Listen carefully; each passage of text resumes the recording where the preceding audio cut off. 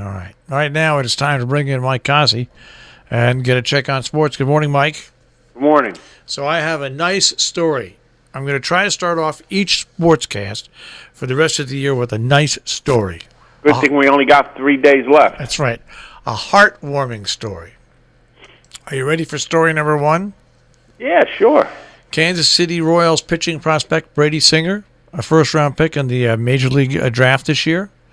He signed a $4.25 million contract, a contract that included a signing bonus, okay? What did he do?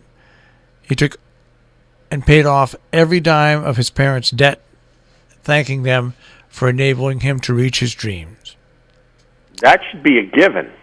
Well, but not enough people do it. Not enough people do it. That should be a given. Yep. Every the loans. Like I tell all my friends, my success in baseball was only a result from my parents who gave up practically every summer till I was 18 or 19 to allow me to play. So this kid's just doing the right thing, and good for him. All right. Okay, so now... It's a good story. Yeah, it's a real good story. All right, so now, where do you want to go in sports? Did you see the football game Monday night? Between... Denver and Oakland? Yeah, I saw portions of it. Man, was that field up to NFL top flight caliber or what? Or was that game played in Mexico City? Horrible conditions. Woof. That was pretty bad, man. That was pretty bad. And they kept playing up those miserable broadcasters ESPN has, how this might be the last game in Oakland. Well, looking at that field, you can understand why. There were patches all through it. Oh, it was awful. It looked worse than a horse pasture. Yeah, unbelievable. And Oakland played well, and the coach from Denver looks like he looks like he's out of his league. He looks like he don't know what he's doing, and I don't think he got too much of a boost that he's going to be still hired by the Broncos the way that Elway looked on the sideline at the end of that game. That was a death stare if I ever seen one. Yeah, well, I don't know. I look forward to the end of the football year. Oh, me too. I mean, the playoffs should be decent. I mean, it's going to be 8 teams on each side of the ball, and it's going to be who knows who's going to win type of stuff. Because besides the Saints, you don't know what's going on. There's a couple of teams coming in that are playing pretty well, like Seattle, that could make some noise. But who knows? I mean, if somebody out there says they think someone can win the Super Bowl other than the Saints, I can't blame them because anybody could basically win any game, any week, anywhere. And with the way the referees have been calling games, that just enhances the question mark quality of the NFL. All right, let's go to the NCAA. Yep, couple bowls today.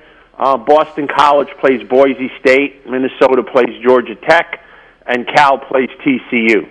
So you got a little bit of entertainment on there. Games don't mean much. That's because of the 4-team playoff. And before you settle in or you have any inclinations of making any wagers on these games, if you are so inclined to do, make sure you know who's not playing for these teams because of the 4 games playoff, a lot of these lesser teams, so-called, don't have full rosters because playoff NFL-bound players are choosing not to play, not to risk injury. So some of these games may sound good, but they don't look so good. I know the West Virginia quarterback's not playing in his game. I know the Miami quarterback is suspended for doing something stupid. So, a lot of these games that are coming up aren't as good as they should be. And Saturday night, starting at 4 o'clock, are the 2 games that mean something. Notre Dame's playing Clemson at 4, and Oklahoma's playing Alabama at 8. All right. Now, you heard about the 3 Clemson football players? No. Oh, right. Yeah, one starter is suspended, right? Well, they're not suspended yet. the NCAA claims they failed the drug test. Now, that sounds terrible, right? Oh, yeah. Okay. The drug that that was scanned, and it was found in, quote, trace amounts. Okay. The drug is called. Hang on. It's a drug that's not available here in the country. It is it's not approved for human use, or it's not available for consumption in the U.S. or any other country. Okay. The kids have been taking drug tests all year long. And now all of a sudden it comes up. That comes up. Who are they playing again? They're playing Notre Dame. There you go. Yeah. And the coach said, "Listen, these are, first of all, it's a drug that no one's ever heard of. Second of all, it's trace amounts." He said, "I've never seen kids put under the pressure like this for a trace amount of a drug that is an unknown drug." Yeah, like I guess the reason they're playing Notre Dame has nothing to do with that, does it? I thought that you'd find interest in that story. I hope Notre Dame gets smashed like a mashed potato. Well, it's only one starter, but still, it's a bizarre story. Yeah, it's a bizarre story. It leads me to believe that all of that stuff is bogus. Well, the coach is having them tested by another company. Three kids from Clemson, one starter, come up positive for a drug that's basically unheard of and ungettable. Basically, yeah. Yeah. Nobody else on the team. And it's a trace amount. Amount. Well, maybe that drug was on the gloves of the guy that was checking out whatever specimen it was. Maybe they should check that person out too. Now, we'll go over this. 3 Alabama players have been suspended. Here we go. Right defensive tackle Kendrick James, offensive lineman Elliot Baker, did not make the trip to Miami due to a violation of team rules and policies. Oh, so that wasn't drugs. It was something different. No. So that was Saban inflicted. Yeah. Yep. Well, I give him credit for that. He's not standing for anything. I mean, it's a totally different situation than a Clemson situation. And I give Alabama credit for standing besides their team rules if these kids aren't playing. But the Clemson thing smells like a bad dead fish to me. All right. Speaking of dead fish, okay. This is another reason why the men's college basketball rankings are about as useful as used toilet paper. Kentucky was ranked 19th last week. They beat North Carolina, who was ranked 9th. Who do you think's ranked higher in the polls? Carolina or Kentucky? North Carolina. Of course. They're 14th. Kentucky only moved up 3. Now, Arizona State, who was ranked 18th last week, beat number 1 Virginia, right? Yeah. How many places do you think Arizona went up? 1. Exactly. Yeah. What are you looking at it? No, it just makes sense.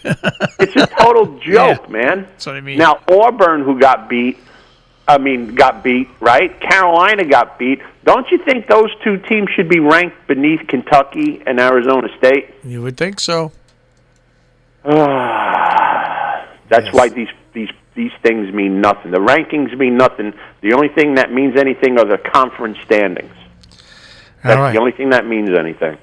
Yeah, right. Well, we got to. I mean, this is nothing but a popularity contest. Yeah, that's all it is.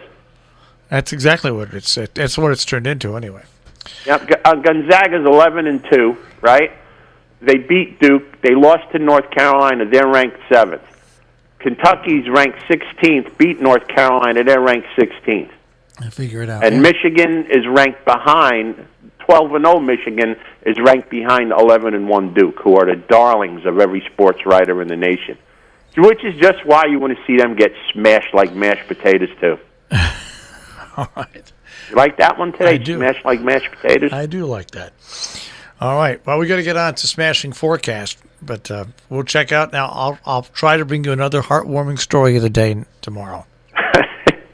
That's got to be hard to find. Well, I'll search it out all day today. All righty. All right, Mike. I'll speak to you tomorrow. Have a great day. Take care. Mike Cozzi with a check on sports this morning on Robin Hood Radio.